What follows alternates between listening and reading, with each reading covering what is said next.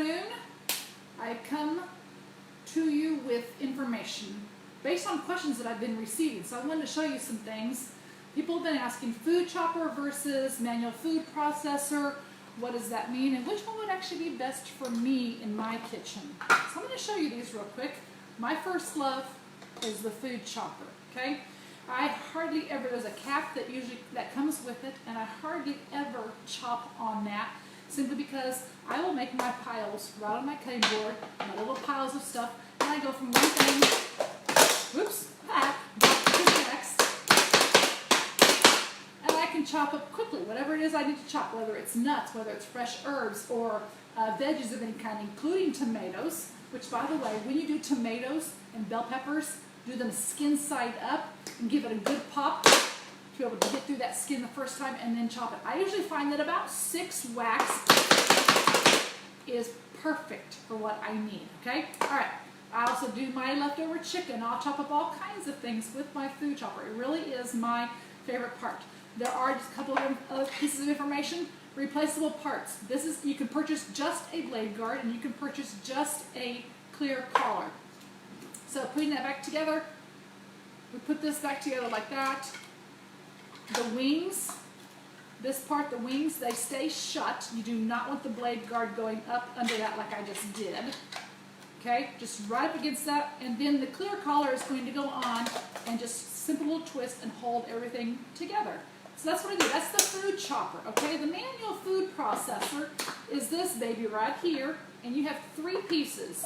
You have the bowl, you have the blade, and then you have the part that does the work. So this just sets on top. Put all your stuff in there. I like to do fresh herbs. I've done some salad dressings that are like a vinegar oil mix, and I can emulsify it by using this. So it basically creams it all together.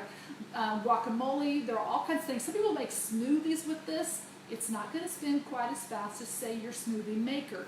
So just some things to keep in mind. I'm going to pop the lid on top.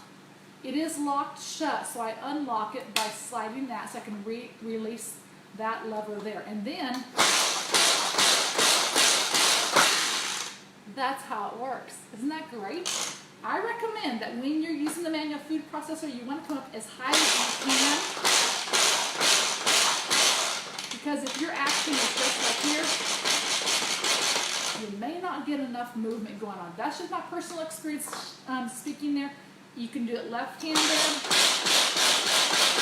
so you can switch whichever one works. Now, for cleanup, dishwasher safe, I'm going to recommend that you hand wash these 2 parts. In fact, this part is not going to go in the water, because if it does, it is going to get water up inside. So the easy way that I do it after I wash it, just in case any water got up inside, is you have a couple of options.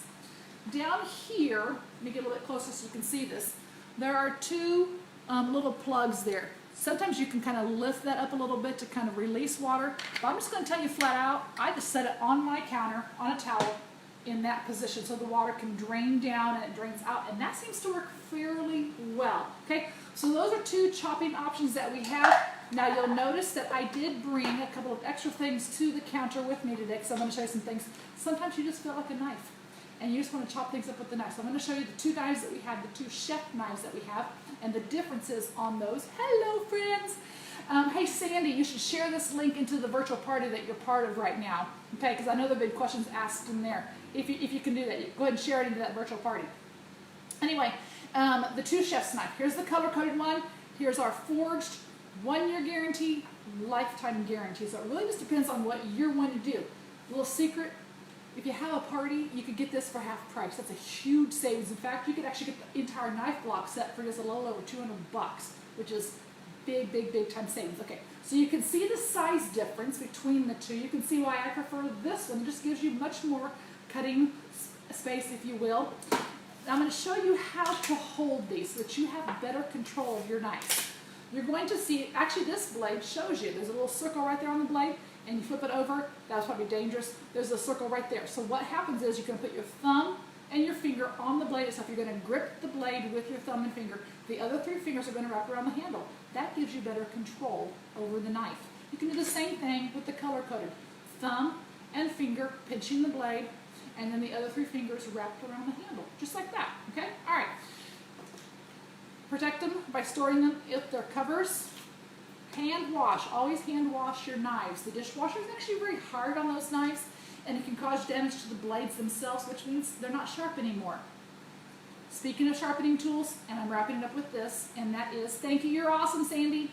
That is, this tool right here is the multi-blade sharpener. If you've had your food chopper for a long time, I'm going to highly recommend that you get this because it is like adding new life to your food chopper. And so you can sharpen your food chopper. It simply runs along the blade, so you can go down the length of the blade all the way around.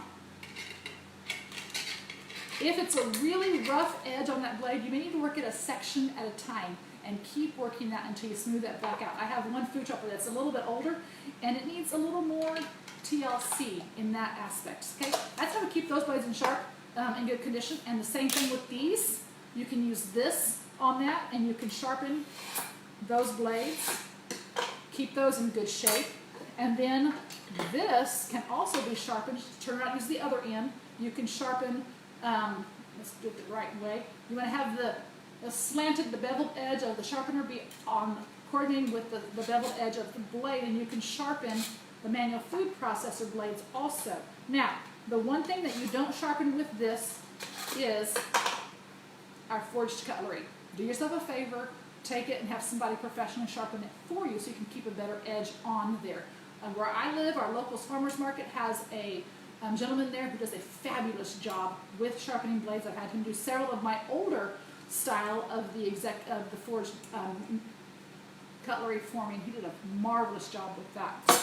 This does sharpen one more thing. I'll just go ahead and mention that, and that is our professional shears. The kitchen shears are the black handle ones that's spring-loaded. That is it. I wanted to show those things. So if you're looking at what do I choose, food chopper, manual food processor, that'll show you some differences in the two, and it all depends really on what you like to do. So if you're looking at that, contact me. We can talk about what you like to do, what you're thinking you might like to do. There are recipes that are designed for the manual food processor on my personal website. You can go there and look at those. Anyway, happy cooking. If you have any other questions, give me a holler, because I'm always glad to pop on here with videos like this so that I can help you make sure that you're getting the right tools in your kitchen. Happy cooking.